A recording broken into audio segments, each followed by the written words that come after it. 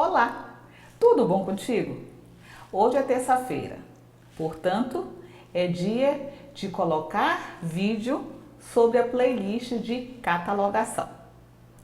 Antes da gente começar o nosso trabalho, eu te peço logo, se caso você não seja inscrito no nosso canal, aproveita e se inscreve logo, ativa o sininho e já dá logo o teu like.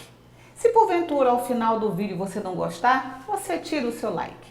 Mas garanta logo o like agora, porque pode ser que você esqueça até o final do vídeo, ok?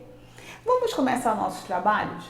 Já que a playlist de hoje está na área da catalogação, eu te faço uma pergunta. Você sabe o que é catalogação? Você sabe qual é a função desse processo, desse mecanismo que se chama catalogação? Não sabe? Não te preocupa. Fica comigo que depois da vinheta a gente trabalha sobre isso.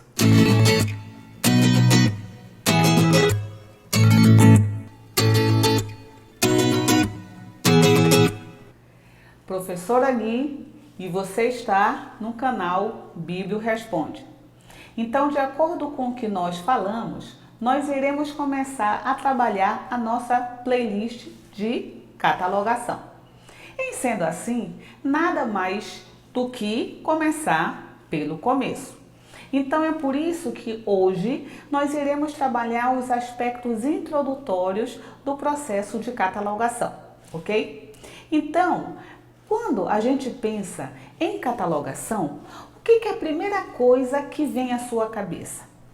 Com toda certeza, o que vem na sua cabeça é aquela fichinha catalográfica, medindo 7,5 por 12,5, onde tem um monte de informação que você não sabe nem o que significa, para que serve, por que ela está ali, não é verdade? Isso nada mais é do que o processo que a gente vai descrever a nossa obra, no sentido de fazer com que o nosso usuário, quando chegue até a nossa biblioteca, por meio do nosso catálogo, ele vai conseguir identificar, localizar e recuperar a informação que ele deseja, a partir do empréstimo daquela obra que ele foi lá buscar e conseguiu encontrá-la justamente no nosso instrumento de busca. Mas para eu fazer o instrumento de busca, eu preciso ter toda uma tarefa anterior para que possa alimentar o nosso catálogo. É por isso que nós temos a catalogação. É por isso que nós temos as fichas catalográficas, caso o teu catálogo ainda seja manual, ou também podemos ter a nossa planilha quando o nosso catálogo já é automatizado. Se você ainda não assistiu a nossa playlist sobre catálogo interno, catálogo externo, catálogo manual e catálogo automatizado, eu te convido você a dar uma idinha lá. Dá um pulinho lá e verifica. Vai estar aqui em cima, ok? A nossa sugestão. Que aí você consegue entender o que nós estamos falando em relação a instrumento de busca e o processo do catálogo manual e o catálogo automatizado, ok? Então, vamos nessa.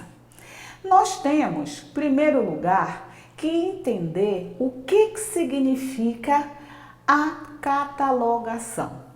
Isso é só uma palavra, isso é um termo, isso é um conjunto de ações. O que significa esse termo catalogação? Então, nós trouxemos dois conceitos. O primeiro com Taylor. O que Taylor fala? A catalogação nada mais é do que a operação que consiste em colocar o conjunto de documentos que fazem parte do acervo de uma biblioteca em ordem, utilizando-se do catálogo, que servirá de índice indicativo de seus componentes individuais. Então, essa é a primeira definição que nós trouxemos aqui com Taylor.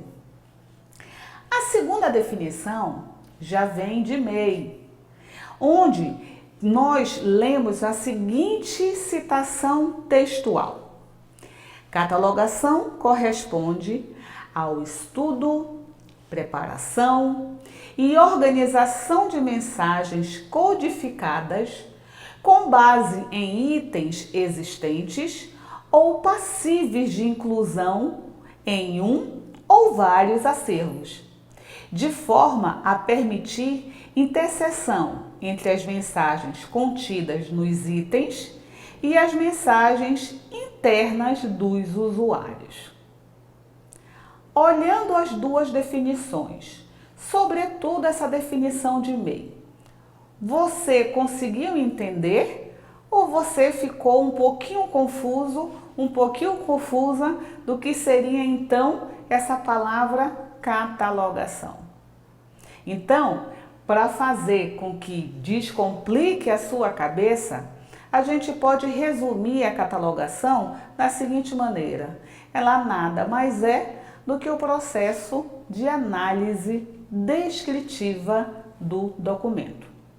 Quando a gente fala análise descritiva, é como o nome está dizendo mesmo.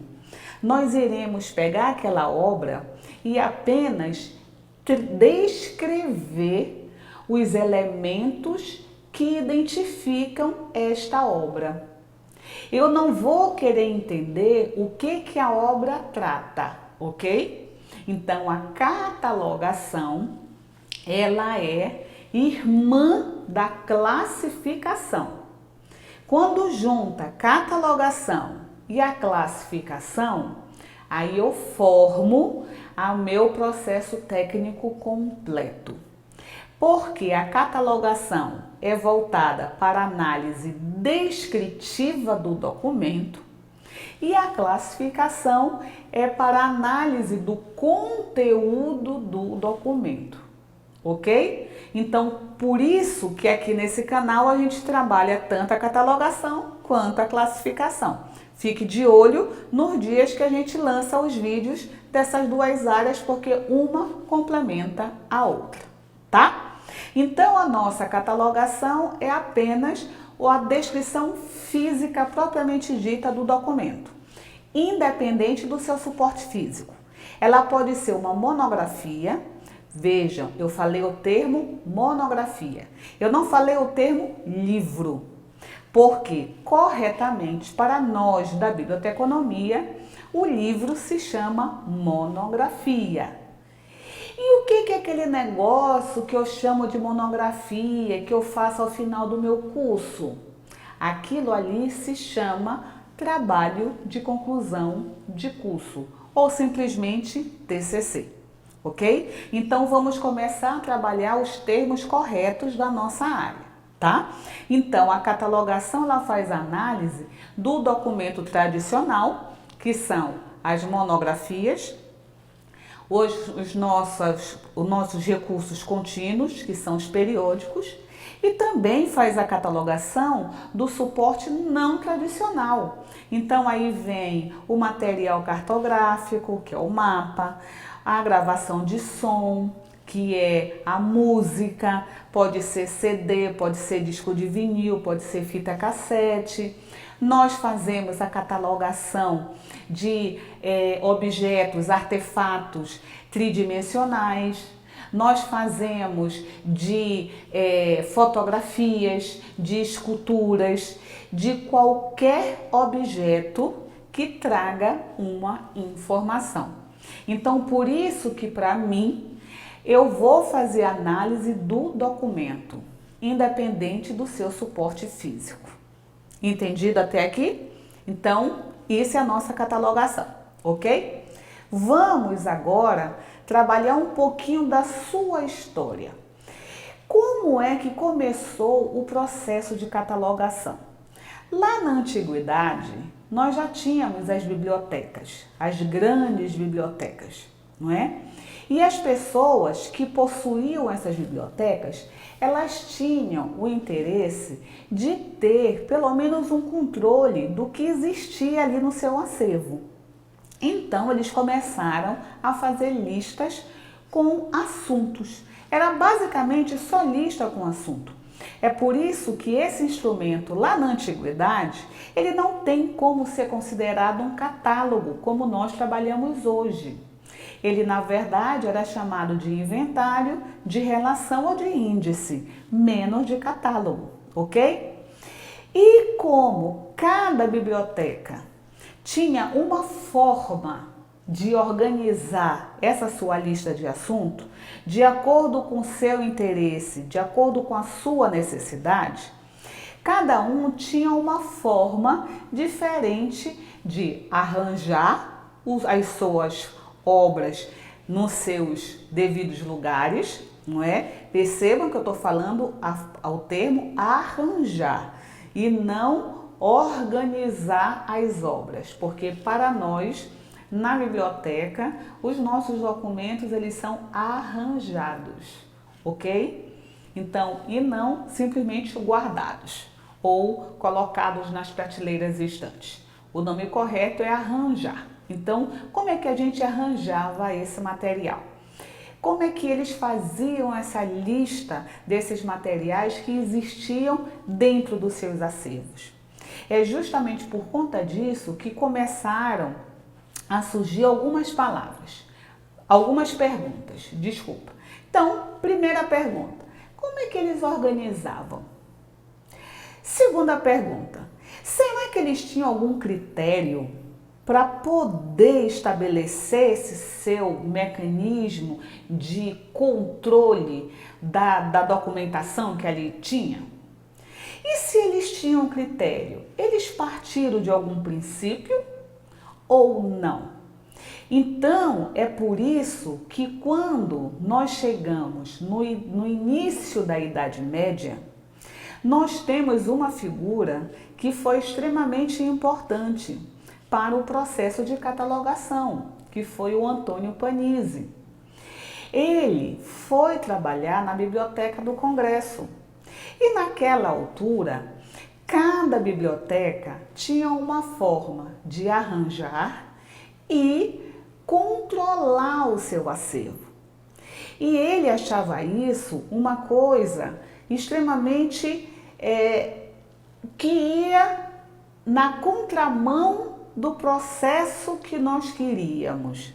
Ele queria que todas as bibliotecas conseguissem manter o mesmo linguajar, o mesmo processo linguístico, para poder permitir o intercâmbio entre bibliotecários e as bibliotecas. Então, foi pensando neste modelo é que Panizzi acabou publicando o primeiro Código Moderno de Catalogação. Ele fez uma obra que popularmente é chamada 91 Regras de Panizzi. Então, era uma monografia com 12 páginas e ela tinha algumas formas de entrada, no sentido de fazer com que as pessoas começassem a pegar esse seu material como base e também começar a organizar as suas entradas, os seus cabeçalhos e as demais informações necessárias para fazer o nosso processo de controle dentro do nosso acervo lá da nossa biblioteca. Isso aconteceu lá no início da Idade Média. E esse material, ele começou a ser utilizado dentro da biblioteca do Museu Britânico. Lá na Idade Média, nós também estudamos, lá na playlist de catálogo, que nós ainda tínhamos também as bibliotecas dos mosteiros.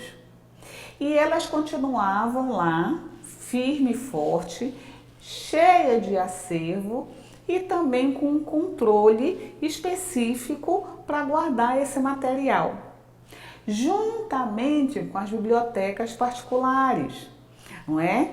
Que desde a antiguidade elas já existiam.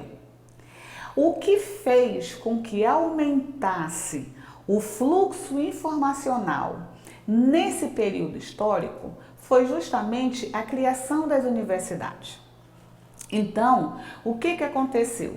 Quando tivemos as universidades, automaticamente criaram-se as suas bibliotecas. Então, o que elas precisavam?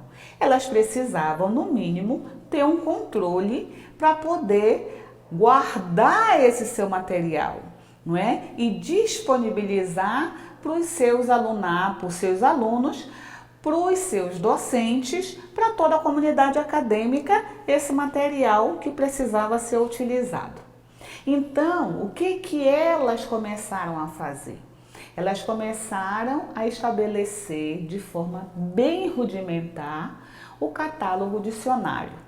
Quando a gente fala que é bem rudimentar, porque eles continuavam com um único foco, que era o assunto das obras, não é? E nós não podemos esquecer que nós tivemos a presença dos livreiros, que eles, os donos das livrarias, começaram a ter um monte de livro, contrataram os caixeiros viajantes para começar a vender as suas obras. E eles precisavam não só ter um controle do que eles tinham no seu depósito, mas também uma lista para poder divulgar como é que a pessoa ia vender esse material. Tanto em porta, quanto nas próprias universidades que passaram a fazer a demanda para comprar esse material para aumentar o seu acervo nas suas bibliotecas.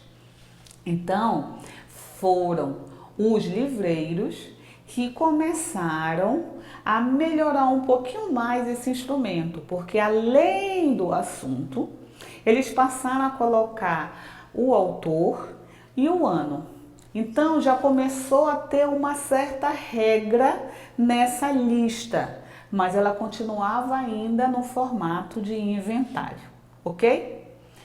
Quando nós chegamos na Idade Moderna, aí nós temos o nosso querido Cáter. O Cáter, ele pegou a obra de Panizzi, lá da Idade Média, e ele começou a ler, complementar, e ele implementou esse instrumento. Então, no ano de 1876, Cáter publica a sua obra Regras para Catálogo Dicionário. E essa obra, ela juntou a experiência de Panizzi, a experiência dos livreiros e a experiência das bibliotecas universitárias, e ele criou realmente um catálogo dicionário do jeito que nós conhecemos hoje, com foco para o autor, para o título e para o nosso assunto. Então é por isso que só foi em 1876 que nós passamos a ter o catálogo da forma e da estrutura que nós conhecemos hoje, ok? Uma outra coisa que também se destacou na Idade Moderna foi justamente a criação da ALA, que era a Associação de Bibliotecários Americanos. A ALA, ela começou a criar códigos num sentido de torná-los universalmente aceitos por todas as bibliotecas do mundo inteiro. Então, no ano de 1908, tem-se o primeiro código da ALA. Só que esse código, ele começou a sofrer críticas por parte dos bibliotecários, que quando eles pegavam esse material, eles achavam divergência na hora de colocar em prática. Então, esse código sofreu duras críticas, não é? E aí o que aconteceu? A segunda edição, a terceira edição, e à medida que ele ia fazendo as suas edições, ele ia incorporando as sugestões e dando melhorias, até que no ano de 1967, o código da ALA, enfim, gerou o nosso AACR. Só que o nosso AACR, ele foi criado em duas versões. Ele foi criado na versão americana e na versão britânica. porque eles não entravam em acordo em determinados pontos, sobretudo a questão da entrada, né, de autoria. Então, o que eles fizeram? Cada país criou a sua versão. Então, nós temos duas versões do código AACR. E, paralelamente a isso, nesse processo ainda, que o código da ALA estava em tramitação, em reformulação, em 1931, nós temos a criação de um outro código, que é o Código da Vaticana, que foi esse código que por muito tempo o Brasil utilizou. Então, na verdade, na Idade Moderna, nós passamos a contemplar dois códigos de classificação, o AACR e o Código da Vaticana. E isso significa que nós continuávamos não atingindo o objetivo de unificar o processo de catalogação, porque cada biblioteca escolhia qual era o código que queria trabalhar, ok? Então, a catalogação, ela passa, na verdade, a ter a história três elementos básicos que fizeram com que fosse surgindo a nossa unificação que tanto todo mundo queria. Então, quais são os elementos que realmente são importantes para a história da catalogação? Primeiro, a Conferência de Paris. Segundo, a Reunião Internacional dos Especialistas em Comunicação. E terceiro, a divulgação do documento, que era justamente o ISBD, que foi apresentado por Gorman lá na Reunião Internacional dos Especialistas de Catalogação. Então, vamos por parte. No ano de 1961, teve a Conferência de Paris. Qual era o objetivo desta conferência? Apresentar os princípios da catalogação internacional, no sentido de que esses princípios passassem a ser aceitos mundialmente. Então, para isso, o que eles fizeram? 2 anos antes da conferência, eles encaminharam esses princípios, esse documento, para todos os países.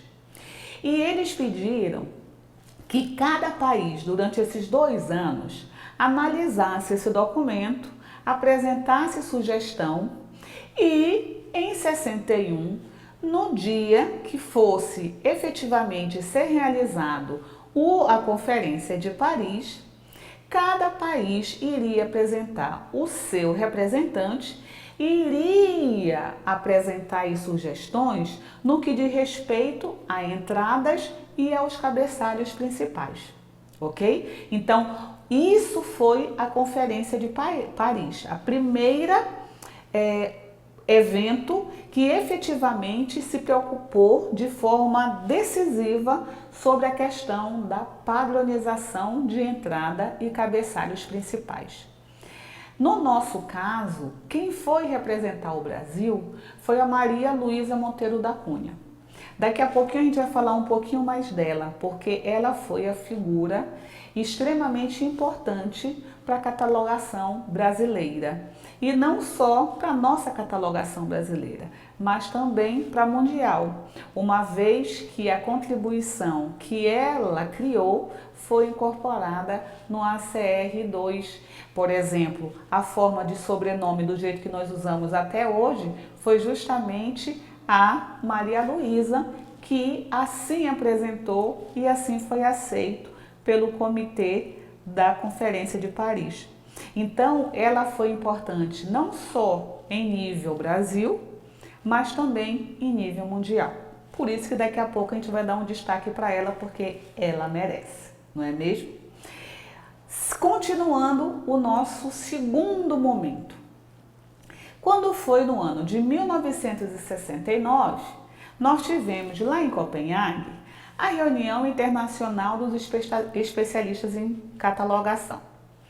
E lá o Gorman apresentou um documento que era justamente a Descrição Bibliográfica Internacional Normalizada, que a sigla passa a ser ISBD.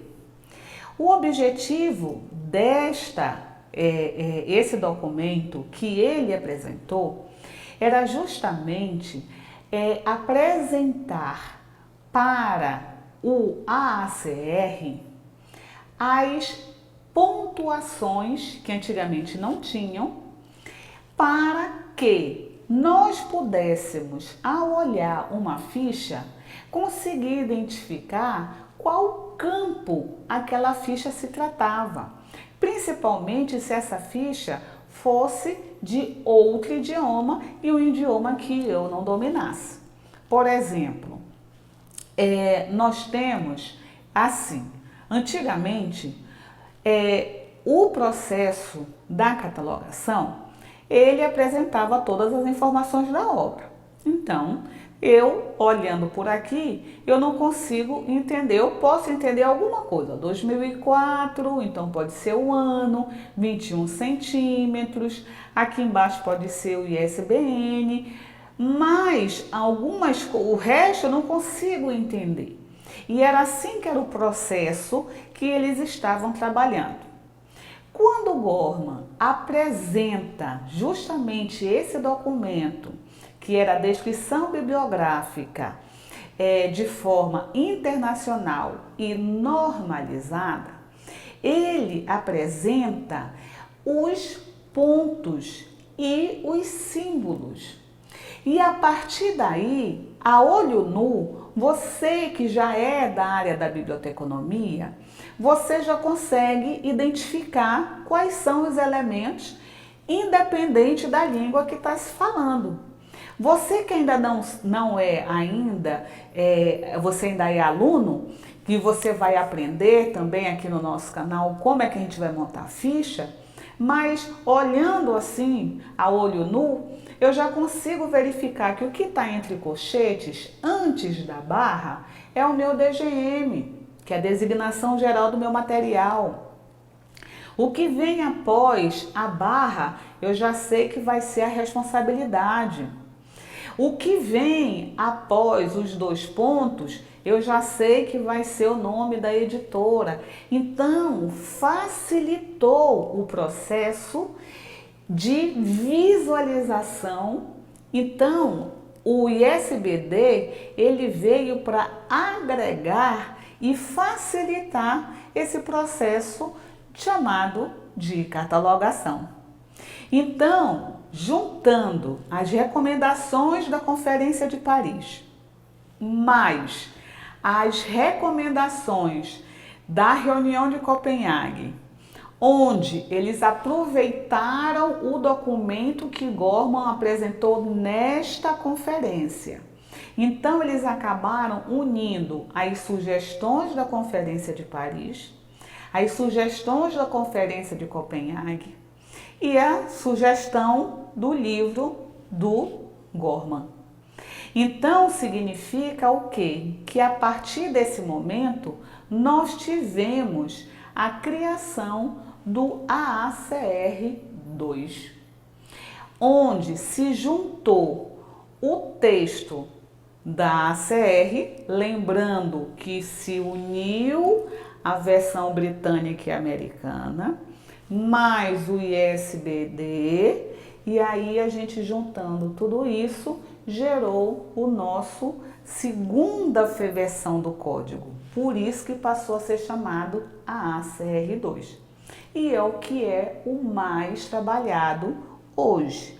Apesar de, desde 2010, nós já temos a divulgação do RDA, que vai ser justamente o código, em vez de ser o AACR3, seria o RDA, no sentido de substituir o ACR2. Mas a gente vai trabalhar um pouquinho mais para frente, ok?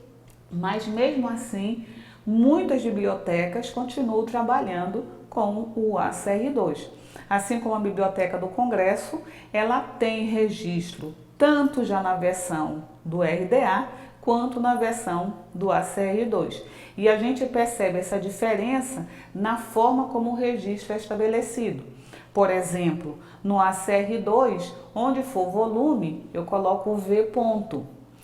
Quando vai ser RDA, eu escrevo a palavra volume, não é? Então, quando você olha, você consegue verificar que tem fichas, ora da ACR2 quanto do RDA. Está nesse momento de transição, ok? Mas, por enquanto, nós estamos trabalhando o nosso foco, o ACR2.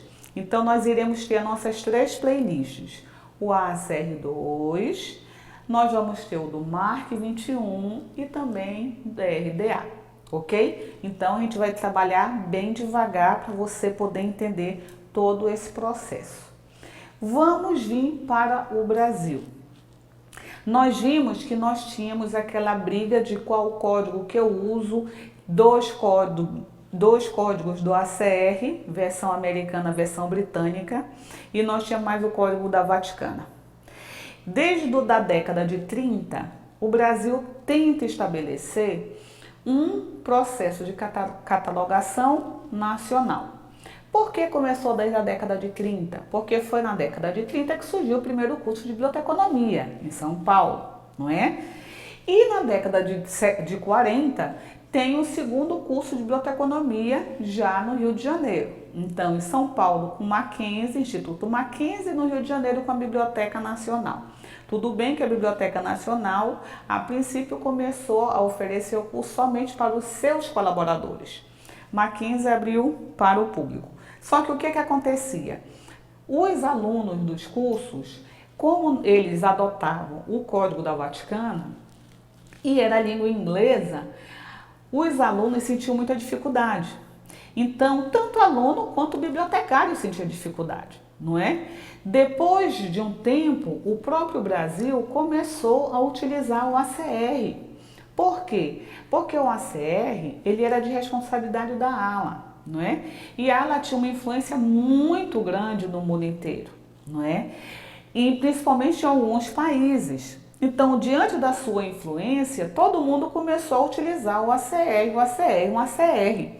E aí o Brasil também agregou o ACR, que aí qual é a função? É justamente de unificar mesmo, não é? Então ele também passou a fazer uso do ACR no seu processo de catalogação. E este ACR também era na língua inglesa. Então, o Brasil ele começou a tentar estabelecer suas regras em nível nacional. É por isso que nós temos essas 3 datas importantes. Então, nós temos 1934, nós temos 1941 e 1943. Em 34, o Jorge Ribeiro, ele lançou um documento chamado Regras Bibliográficas, Ensaios de Consolidação. Infelizmente, não houve sucesso. Os bibliotecários brasileiros continuavam optando pelo processo ainda do ACR, por mais que tivesse o bloqueio do idioma. Em 41, a Sociedade Paulista Brasileira, ela apresentou as regras gerais de catalogação e redação de fichas. E o Conselho Regional de Biblioteconomia de São Paulo aprovou essas regras também, mas infelizmente elas também não vingaram. Em 43, o Departamento de Administração de Serviço Público, junto com o Instituto Nacional do Livro e mais a Biblioteca Nacional, eles se reuniram, fizeram uma comissão e criaram o projeto de um código de catalogação, que também, infelizmente, não houve um resultado legal. No ano de 54, nós temos 2 fatos importantes. O primeiro, que foi a criação do IBBD, que hoje é o IBICT. E houve o primeiro Congresso Brasileiro de Biblioteconomia e Documentação na cidade do Recife. Nesse evento, o Edson Nery da Fonseca, ele apresentou um trabalho chamado Normas Brasileiras de Catalogação, Entrada de Autores Coletivos e nomes brasileiros. E todo mundo, com base nesse documento e com uma discussão mais aprofundada sobre a necessidade de se ter um código nacional e que pudesse ser utilizado por todas as bibliotecas brasileiras, nós tivemos como resultado a recomendação da criação de duas comissões. Então, nós tivemos a subcomissão paulista e a subcomissão carioca. A subcomissão paulista, ela ficou responsável de traduzir as regras que foram fornecidas pela Biblioteca do Congresso. Essas regras da Library of Congress, elas foram incluídas no texto da ACR, do código da ACR. Então, a função da Comissão Paulista era pegar essas regras e traduzir. E a subcomissão carioca, ela tinha como finalidade pegar o código da Vaticana e o código da ACR, olhar o que os dois trabalhavam no sentido de entrada de autor. Então, eles se focavam para a autoria, exclusivamente para as autorias, né? E eles tinham que também traduzir e apresentar uma junção desses dois códigos sobre autoria. Infelizmente, a subcomissão carioca, ela não quis contribuir muito, porque ela dizia que esses dois códigos não se cruzavam, não se beijavam. Então, eles foram resistentes e não estavam dispostos a contribuir com a atividade que fora proposto no primeiro CBBD, tá? Aí, o que nós temos? Rapidamente, nesse meio tempo, nós temos as traduções dos códigos, porque eu tinha que ajudar a minha clientela entender o código e começar a praticar, tanto os alunos quanto os profissionais. E como a barreira idioma prejudicava, então nós temos lá em 49 a tradução do primeiro código da Vaticana. Em 62, a tradução do segundo código, que esse segundo código já teve a inclusão das regras da ALA e a inclusão das fichas padronizadas. Em 69, traduziu-se o ACR. Em 70, a catalogação simplificada do ACR. 75, a catalogação de esquemas e exercícios. Entre 82 e 83, teve a tradução da nova versão do ACR, e nós damos um destaque para o ano de 1980, onde, por meio da presidência da Maria Luísa Monteiro da Cunha, ela foi convidada pela FEBAB, que é a Federação de Bibliotecários das Associações Brasileiras de Bibliotecários. Então, a FEBAB convidou a Maria Luísa para coordenar um trabalho para tentar traduzir o ACR2. Então, quando foi em 78, quando o ACR2 foi publicado, ela já começou a trabalhar com a comissão da ALA, no sentido de fazer aquele casamento para fazer com que a gente, em nível Brasil, tivéssemos autorização para traduzir para a língua portuguesa o código ACR2.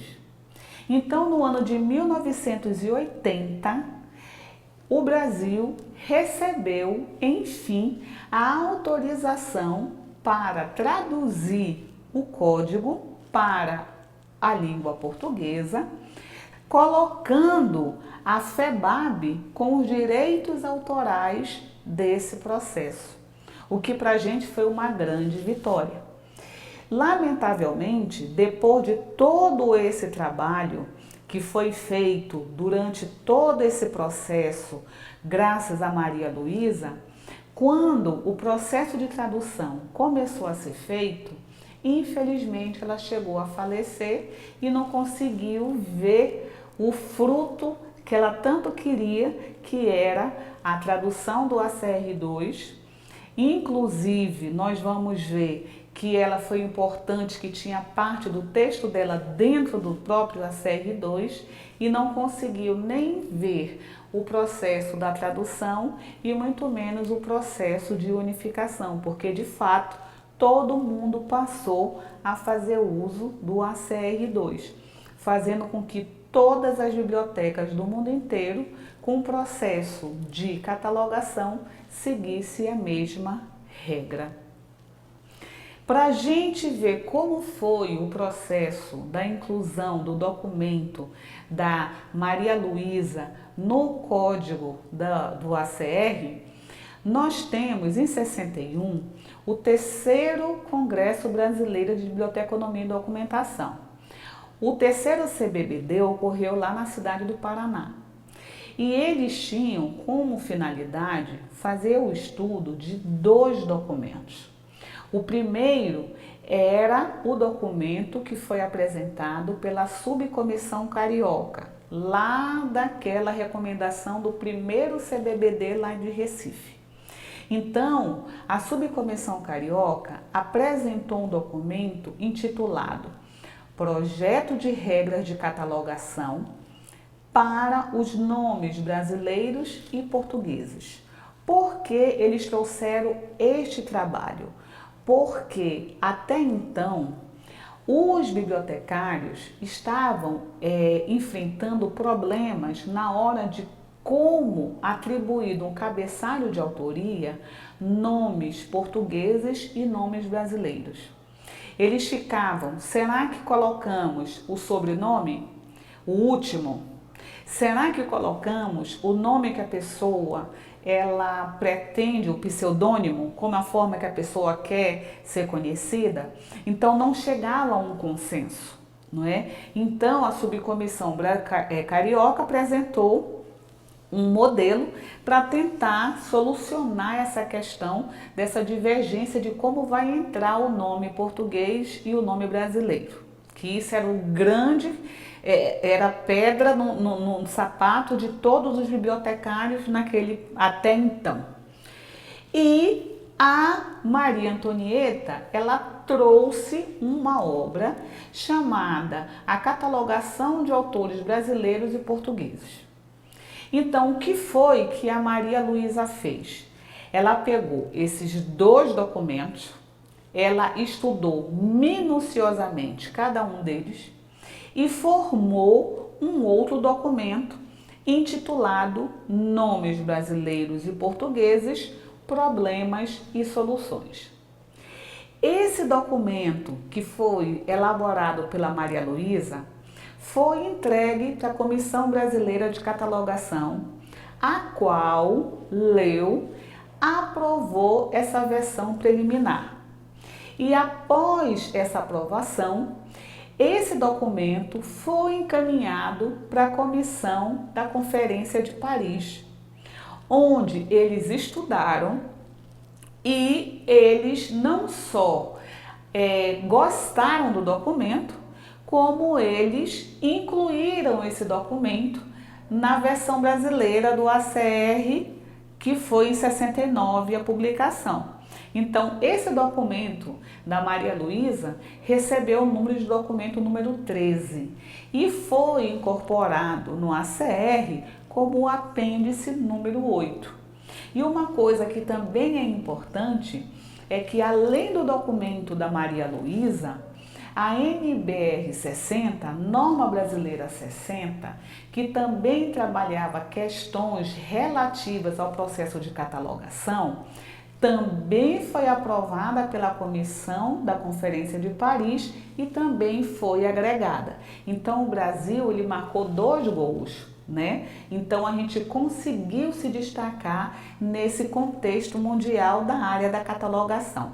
Por isso que a Maria Luísa, o nome, a figura da Maria Luísa Monteiro da Cunha é extremamente importante para nós da área da biblioteconomia e para o campo da biblioteconomia brasileira e mundial.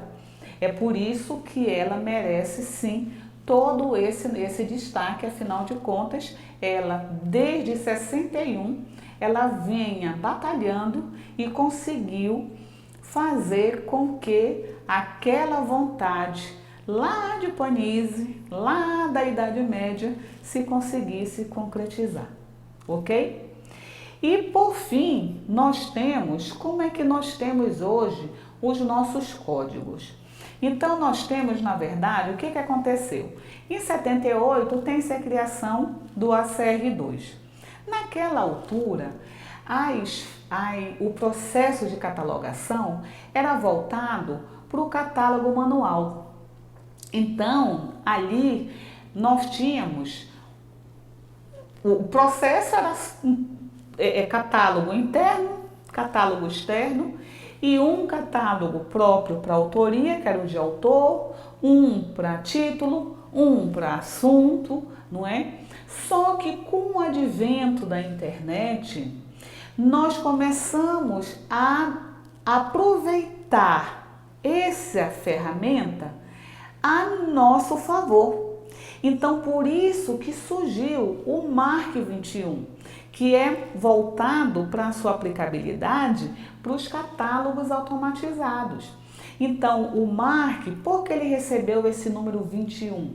Porque quando ele foi divulgado, estávamos já chegando, beirando ao século 21. Então, para presentear, homenagear o próximo século, eles incluíram no MARC o número 21. Por isso que ele passou a ser MARC 21.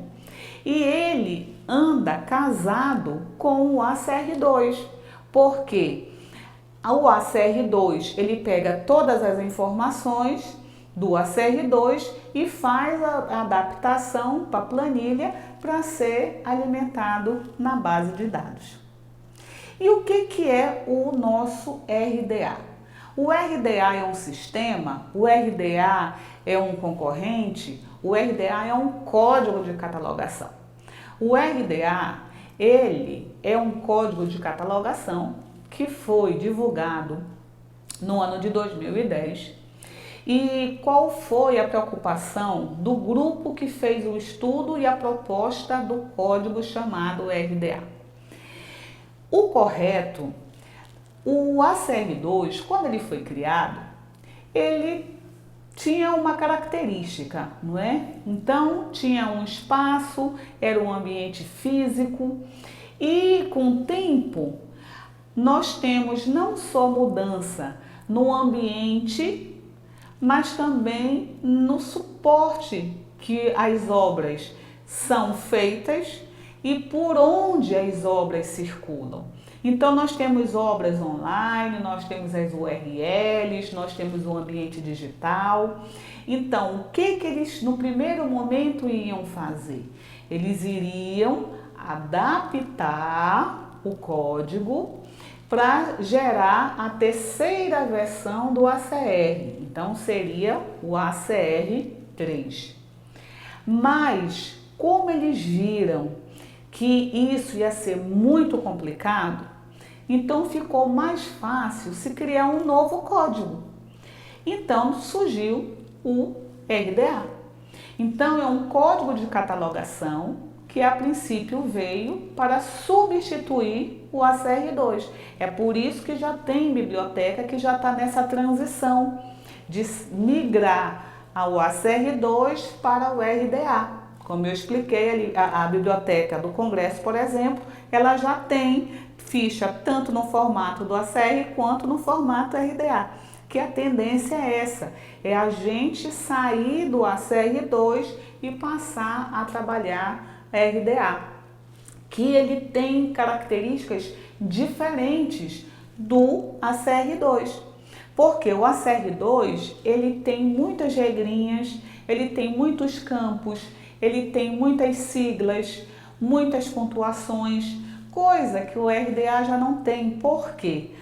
O RDA é um código que se volta para o ambiente digital, mas ele também aborda o não digital. Então ele vai pegar os documentos analógicos, digitais, tá? Então não vai ser só para documento digital, ele também vai agregar os documentos não digitais e os documentos analógicos, não é? Os tradicionais e os não tradicionais. E o foco maior deles é justamente a necessidade do usuário.